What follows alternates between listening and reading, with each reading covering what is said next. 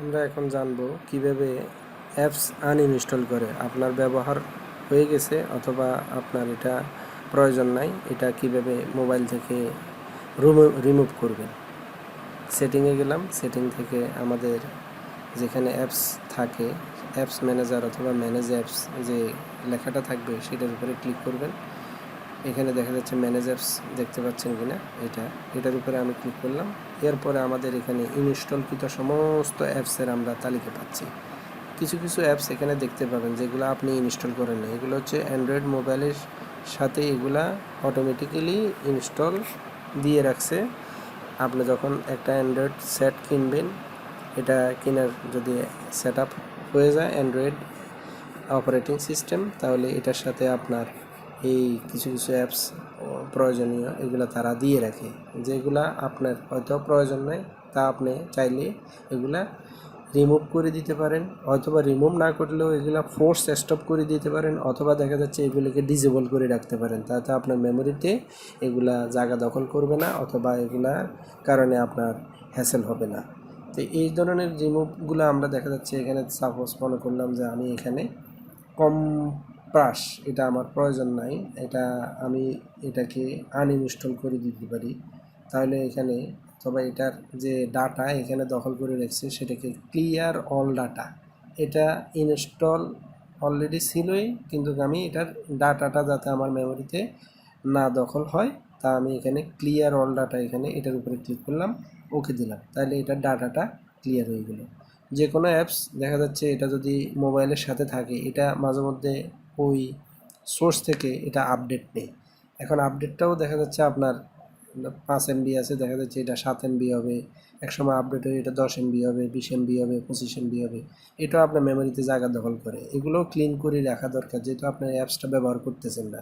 তাহলে এখানে আপনার আপডেট আনইনস্টল অথবা আনইনস্টল আপডেট, এখানে এটাতে ক্লিক করে ওকে দিয়ে রাখবেন, তাহলে কি হবে, এই জিনিসটা আপনার জায়গা দখল হলো না। এখন আমি যদি চাই যে আমি ইনস্টল করেছি এমন কোনো অ্যাপস আমি এখানে বাদ দিয়ে দেবো, তাহলে এখানে আপনার যে অ্যাপসটা আনইনস্টল করবেন সেখানে যাবেন, সেখানে যাওয়ার পরে এখানে দেখা যাচ্ছে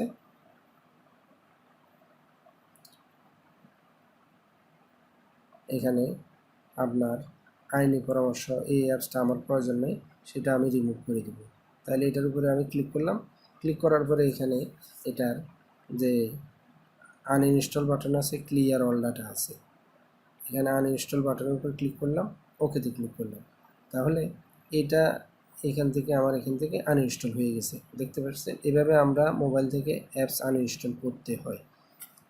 আরেকটা জিনিস আমরা শিখে নিতে পারি, মোবাইল থেকে হোক যে কোনো কিছু রিমুভ করার পরে এখানে কিছু ছিটেফোঁটা অংশ মেমোরির কোথাও না কোথাও থেকে যায়, যার ফলে এটা আমাদের কার্যক্রম মোবাইলের হতে হতে একসময় এটা ব্যবহার করা অত্যন্ত হ্যাসেল হয়ে পড়ে।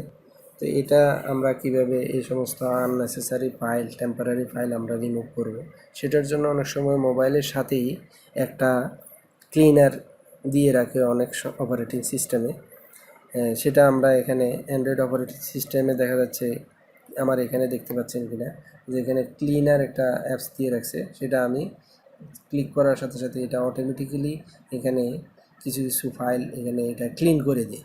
এটা অ্যাপসটা ওইভাবে বানানো, এটা দেখা যাচ্ছে আমার ফুললি ক্লিন না হতে পারে, আমি ক্লিয়ার বাটন ক্লিক, তাহলে দেখা যাচ্ছে আমি ম্যানুয়ালি আরও ডাস্টবিনের ভিতরে যে সমস্ত জিনিসগুলো যায় জমা হয়, কারণ এখানে আমি ক্লিন করার পরে এখানে মোবাইলের কোনো না কোনো জায়গায় এগুলো তো আর হাওয়া উড়ে যায় নাই, কোথাও না কোথাও গিয়ে এগুলো একটু জায়গা দখল করে রাখছে, সেখানে আমি এখানে যেতে পারি, এখানে ফাইল ম্যানেজারে যেতে পারি। ফাইল ম্যানেজারে যাওয়ার পরে এখানে আমরা মেমোরির দুইটা অংশের মধ্যে একটা অংশ এখানে আমি ইউজ করে থাকি সাধারণত।